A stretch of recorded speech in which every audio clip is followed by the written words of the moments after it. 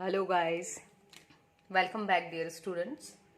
आज की वीडियो में हम पढ़ने वाले हैं स्टॉप एंड वेट प्रोटोकॉल के बारे में, क्योंकि ये जो प्रोटोकॉल है ये आपकी बेसिक बनाएगा स्लाइडिंग विंडो प्रोटोकॉल को समझने के लिए। तो चलिए हम जल्दी से स्टार्ट कर देते हैं। तो इसका नाम है स्टॉप एंड वेट ARQ। देखिए, जब भी हम कम्युनिकेशन की बात करते हैं, कहीं पर भी कुछ भी कम्युनिकेशन हो रहा हो, जब भी कम्युनिकेशन करते हैं हम किसी से भी, कोई भी, तो मिनिमम 2 लोग इन्वॉल्व होते हैं। ठीक है, तो 2 लोगों के बीच में जब कम्युनिकेशन होता है तो एक होता है सेंडर एंड दूसरा क्या होता है, रिसीवर।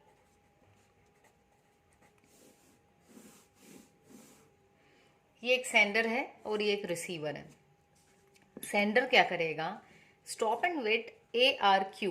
तो A का मतलब है ऑटोमेटिक, R का मतलब है रिपीट एंड RQ का मतलब है रिक्वेस्ट। तो R 2 बार ना लिखते हुए एक ही बार लिखा हुआ है, ऑटोमेटिक रिपीट रिक्वेस्ट।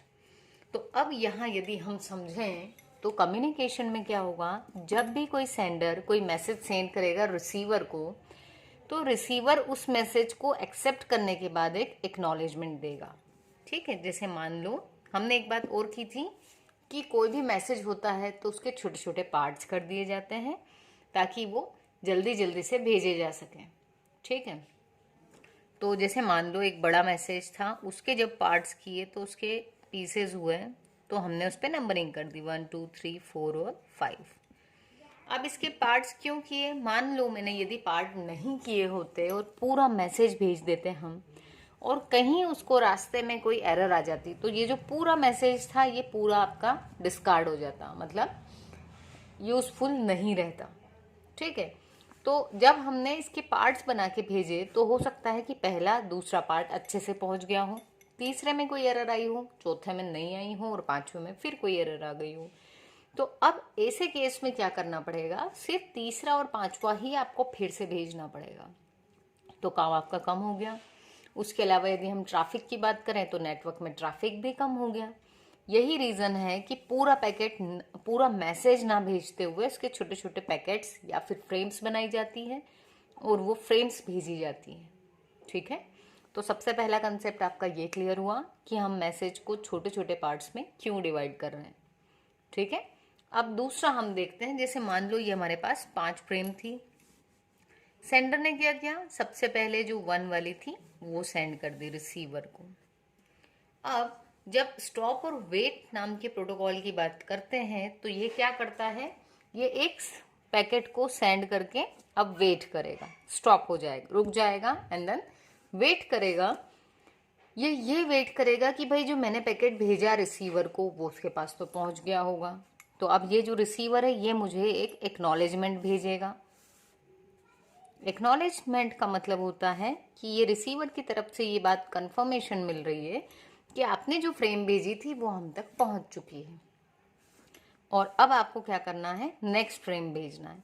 तो ये जो एक्नॉलेजमेंट है इसमें जो रिसीवर है वो अगली फ्रेम का नंबर भी भेजेगा साथ में। तो ये ACK 2 ये बताएगा कि 1 वाली पहुंच गई, अब हमें 2 वाली फ्रेम दे दो।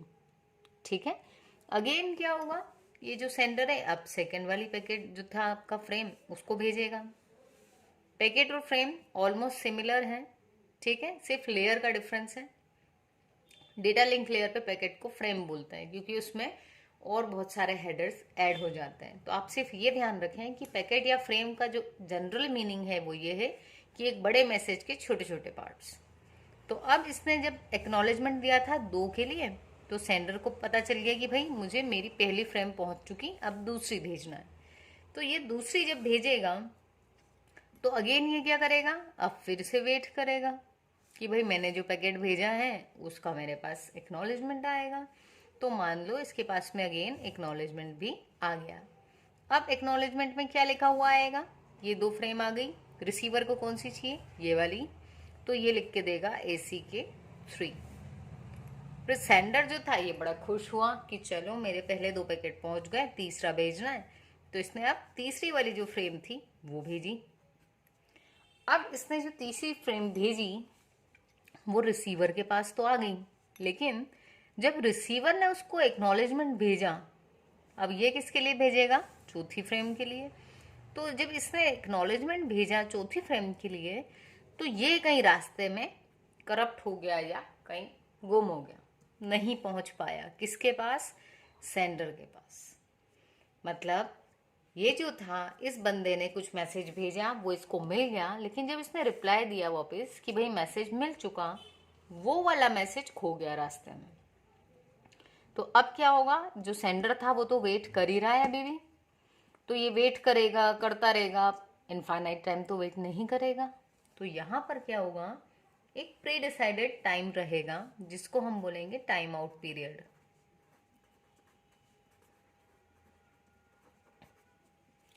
अब क्या हुआ?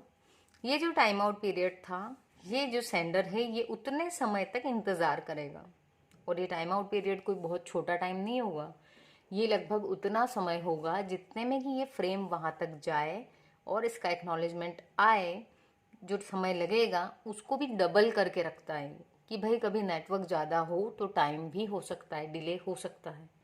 ठीक है, तो उतना अमाउंट ऑफ टाइम देने के बाद में भी यदि इसके पास यहाँ से एक्नॉलेजमेंट नहीं पहुंची, तो सेंडर बाय डिफ़ॉल्ट ये मान लेता है कि जो हमने इसको पैकेट भेजा था वो रिसीवर तक नहीं पहुंचा। तो अब क्या होगा? तो ये जो आगे की लाइन लिखी थी ये बात होगी अब। मतलब ये सेंडर ऑटोमेटिकली क्या करेगा? इस थर्ड वाली फ्रेम को फिर से भेजेगा। इसने तीसरी फ्रेम फिर से भेजी। ठीक, तो ये थी फ्रेम 3। अब हमारे मन में क्वेश्चन आएगा कि इसने तो 3 भेज भी दी थी और रिसीवर को मिल भी गई थी, लेकिन अब इसने फिर से भेजी, तो इसने बेचारे ने फिर से क्यों भेजी? क्योंकि इसको एक्नॉलेजमेंट नहीं मिली थी, है ना। और ये क्या करना चाह रहा है? ये अश्योर करना चाह रहा है कि इसने जो फ्रेम भेजी वो उस रिसीवर को मिली है। तो अब क्या होगा? वापस से जब ये फ्रेम पहुंची, तो ये देखो रिसीवर ने तो क्या भेजा था? 4th वाली एक्सपेक्ट कर रहा था, पर उसको जब फिर से 3 मिली।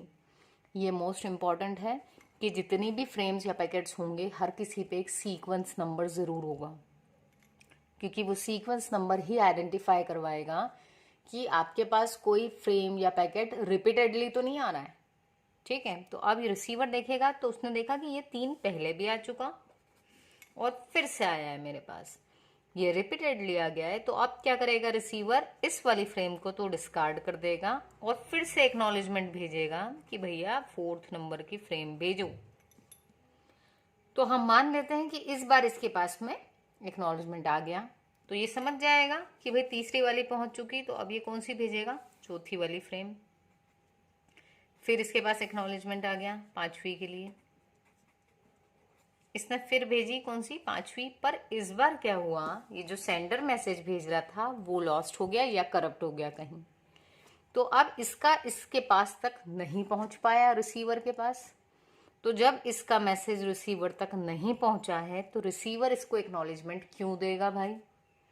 यदि आपके पास में किसी का मैसेज आया ही नहीं तो आप उसको रिप्लाई कैसे देंगे? ठीक है, और क्या फिर उस बंदे को वेट करना चाहिए? जब आपके पास मैसेज नहीं आया और वो आपके रिप्लाई का वेट करें, तो वो अननेसेसरी है, वो तो यूजलेस है ना। क्योंकि जब आपके पास मैसेज नहीं आया तो ऑब्वियसली आप रिप्लाई नहीं करने वाले। Same thing is here. यहाँ इसने अपना जो मैसेज भेजा, इसको लग रहा है कि पहुंच गया, बट वो नहीं पहुंचा। तो अगेन ये क्या करेगा? ये वेट करेगा अब कि भैया मेरे पास में एक्नॉलेजमेंट आएगा आएगा, पर नहीं आया जब, तो ये इतना ही जो फिक्स टाइम था उतने टाइम तक इसने वेट किया। हम यहाँ ले लेते हैं। ठीक है, तो ये जो 5वीं वाली फ्रेम इसके रास्ते में लॉस्ट हो गई, उसका इसने बहुत इंतज़ार किया कि ये जो रिसीवर है ये एक्नॉलेजमेंट दे, पर उसने नहीं दिया। एक टाइम आउट पीरियड पूरा पास हो गया, तो इसने देखा कि भैया मेरे पास एक्नॉलेजमेंट नहीं आया, हो सकता है रास्ते में गड़बड़ हो गई हो। तो अब ये अपनी 5वीं वाली फ्रेम को फिर से भेजेगा। रिसीवर के पास अब आ चुकी है, तो वो इसको एक्नॉलेजमेंट भी दे देगा। ठीक है, एंड फाइनली यहाँ पे इसका जो भी था पूरा वो कंप्लीट हो गया है, मैसेज भेजने का और रिसीव करने का। तो यहाँ आपको ये ध्यान रखना है, 3 केसेस हो सकते हैं। पहला, मैसेज भेजा, पहुँच गया, उसने एक्नॉलेजमेंट दिया, इस एक्नॉलेजमेंट को हम क्या लिखेंगे, AC के, और उसके साथ नंबर किसका होगा, नेक्स्ट वाली फ्रेम का। ठीक है, तो ये था पहला केस जब दोनों तरफ से चीजें पहुंच गई दोनों तक। दूसरा केस ये था कि इसने तो फ्रेम भेजी बट इसका एक्नॉलेजमेंट रास्ते में लॉस्ट हो गया। तो तब क्या हुआ, इसने टाइम आउट पीरियड तक वेट किया और फिर रीसेंड कर दिया। देन एक बार एक्नॉलेजमेंट लॉस्ट हो गया, ये देख लिया हमने। दूसरी बार हमने देखा कि भाई जो फ्रेम थी वही रास्ते में लॉस्ट हो गई। अगेन तब भी क्या हुआ, टाइम आउट पीरियड तक वेट किया और फिर से उसको रीसेंड किया। तो यहाँ पर यदि हम देखें तो इसका ड्रॉबैक ये था कि आपने एक फ्रेम भेज दी, अब उसका जब तक एक्नॉलेजमेंट नहीं आएगा तब तक दूसरी नहीं जाएगी। भले ही उसको नेटवर्क उस वक्त फ्री मिल रहा हो, लेकिन वो उसको नहीं भेजेगा। तो यहाँ जो था वो बैंडविड्थ को पूरा यूटिलाइज नहीं कर पा रहा था। ठीक है, और यहाँ वेटिंग ज़्यादा हो रही थी। इसको ओवरकम करने के लिए नेक्स्ट हमारे पास में जो आइडिया है that is sliding window protocol. वो हम नेक्स्ट वीडियो में देखेंगे।